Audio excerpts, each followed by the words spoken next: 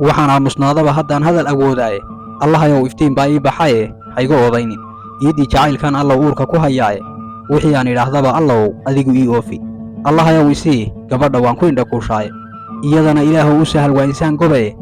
wax kastoo ii oontaba allow adigu ha u diidin allahayow ixsaan iyo wanaag aada ku hagoogo allahayow ilwaaddeeda waan ku istareexaaye allahayow adaan kugu ogahay inantii dhuubnayde waa ammaanadaadee allow edegna diino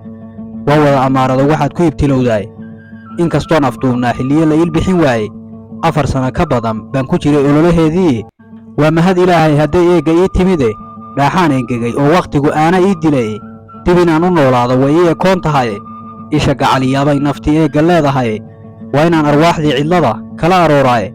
waa inaan ku eertaa kashii aaminka ahayde waa inaan istaagaa muddaan si xun u oolaaye waa inaan intaydaa sariyo adhaxda dhiibshaaye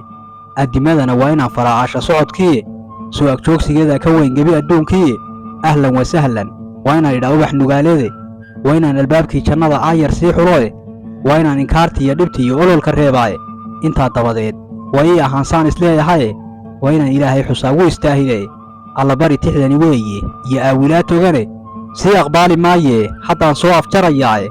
haddii aan abxadihii murtida eray ka soo saaro ugaamadiisii markuu ubadka goobaayey ilaah kaashigii jaamac baan eragsanayaaye insha allaahu taariikhda waa isku arki doonnaa.